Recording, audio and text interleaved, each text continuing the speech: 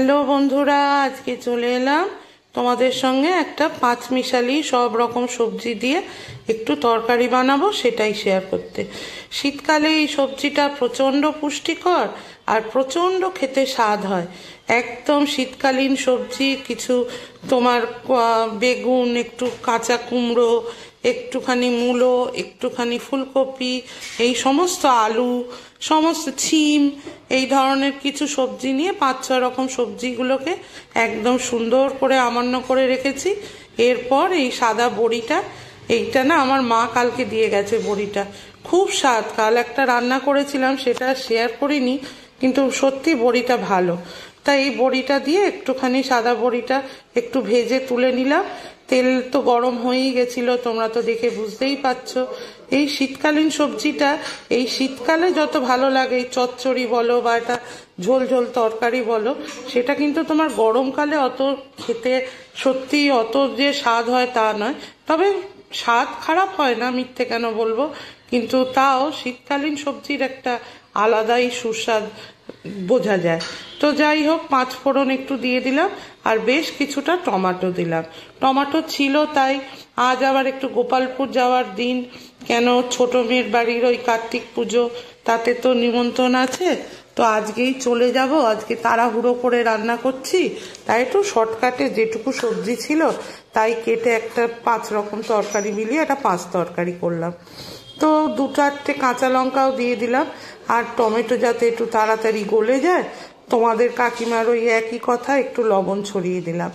এই দিয়ে মোটামুটি এবারে আমি তরকারিটাকে সুন্দর করে, এই তরকারিটা কিন্তু কোনো মশলা ইউজ করি না, নুন হলুদ মিষ্টি এইটুকু দিলেই তার স্বাদ অসাধারণ।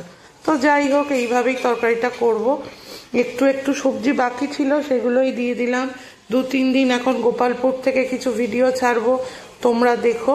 আমি আর একদম শীতকালের সবজি বলে আলাদা আলাদা করে ভাজিনি, তবে গরমকালে এই সবজিটা করলে আমি কিন্তু অল্প অল্প আগের থেকে সব সবজিগুলো একটু একটু ভেজে নিই। শীতকালে এত ফ্রেশ সবজি থাকে, তখন আর এইটা না করলেও হয়। আবার যারা খুব শখের, মানে খুব আনন্দ, মানে শখ শৌখিনতার সঙ্গে রান্না করে, যাদের হাতে সময়ও থাকে, তারা আবার ওরমভাবেও করতে পারো, তাতেও স্বাদ খারাপ হয় না। সব রকম সবজি দিলাম, তার মধ্যে দিয়ে দিলাম একটু হলুদ রানীকে দেওয়ার পর, হলদি রানীটাকে দেওয়ার পর সামান্য একটু লবণ দিয়ে দেবো, ব্যাস। এবারে আমি তরকারিটা মজতে দেবো। শীতকালীন তরকারি বলে কিনা না, এই রকম তরকারি থেকে নিজের থেকেই কিন্তু দেখবে জল ছাড়ে। আগের থেকেই কোনো জল বা গ্রেভি দেওয়ার প্রয়োজন পড়ে না। আগে দেখি তরকারিটা কতটা মজানো যায়। আর একটু শুকনো লঙ্কার গুঁড়ো দিলাম, সেটা তোমাদের যে যেরকম ঝাল খাও দেবে। দিয়ে এবারে আমি তরকারিটাকে নাড়াচ্ছি। রোজকার জয়শ্রীতে আজকে শনিবার, সবাইকে ভেরি ভেরি গুড মর্নিং, আর অন্তর থেকে একদম ওয়েলকাম। সবাই ভালো থেকো, সুস্থ থেকো। যে যেখান দিয়ে ভিডিও করছো একটু কিন্তু আমাকে জানিও। ভালো লাগলে লাইক, শেয়ার, কমেন্ট আর সাবস্ক্রাইব করতে একদম ভুলো না। তোমরা দেখতে পেলে তো আমি একটু ঢাকা চাপা দিয়েছিলাম, দেখো ওইটুকুনি তরকারিটা আবার কতটুকুনি আবার মজে এসছে, এরপর আস্তে আস্তে আরও মজবে। যাই হোক, আমি এবারে নাড়াচাড়া দেবো। দেখো কতটা জল বার হয়েছে, ওই জন্যই বলেছিলাম জল প্রথম প্রথম দেবে না। গরমকালে অনেক সময় একটু একটু জল দিই আমি, তবে শীতকালের সবজি থেকে নিজের থেকেই একটু জল বার হয়। আর মূলো টুলো সবই প্রায় সিদ্ধ হয়েই এসছে, ভালো করে নাড়িয়ে চাড়িয়ে দেখে নিতে হয়। এই তরকারিটা দিয়ে আরেক রকম ঝোলও আমি বানাই, তবে এটা বাচ্চাদের জন্য খুব ভালো। সব রকম ভেজিটেবল দেওয়া, 5-6 রকম তোমার ঘরে যা সবজি আছে দিয়ে। তবে একটা সবজি খুব মাস্ট, সেটা হলো একটু একটা মূলো, আর যদি একটু বেগুন পাও বেগুন, আর একটু মিষ্টি কুমড়া হোক বা এমনি তোমাদের কাঁচা কুমড়া হোক, যে কোনো কুমড়া, তাহলে এই তরকারিটা না একটু বেশি খোলে আমার মনে হয়। যাই হোক, আমি ভাজা বড়িগুলো প্লেস আউট করলাম, তোমরা তো দেখতেই পেলে। তরকারিটা কিন্তু আমার একদমই প্রায় শেষের দিকে, ভালো মজে গেছে। আর একদমই অল্প সময়ের মধ্যে আমি তরকারিটাকে নামিয়ে দেবো। আমি কিন্তু এই তরকারিটায় ভাই অবশ্যই একটু চিনি ছড়াই। তোমাদের যদি শারীরিকগত অসুবিধা থাকে তাহলে তোমরা ছড়িও না, তোমরা চিনি অ্যাভয়েড করতে পারো।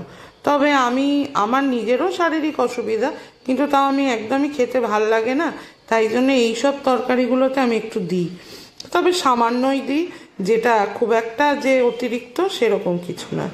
একদম তরকারি আমার রেডি। এরপর একটু সামান্য ওই কাকিমার টিপস, 1 চামচ 1 ফোঁটা একটু ঘি ফেলে দেবো, তাহলে একটা দেবভোগ্য খাবারের মানে হয়। আর একদম ফ্রেশ ধনেপাতা, এই বাজার সামনে এখান দিয়ে নিয়ে এসছে, বেশ কিছুটা ধনেপাতা দিয়ে দিলাম, ধনেপাতার গন্ধ আর তার সঙ্গে একটু ঝর্ণা ঘিটা তো আমার খুব পছন্দ হয় ভাই, কে কি বলো জানি না, ঝর্ণা ঘির গন্ধ বা স্বাদ আমার খুবই ভালো লাগে, আর রান্নায় তো খুবই ভালো লাগে। তো এই দিয়ে এবারে তরকারিটা আমি একটু নাড়িয়ে চাড়িয়ে সামান্য 1 ফোঁটা ঘি ফেলে দেবো, তাহলে খেতে আর একটু বেশি ভালো লাগে।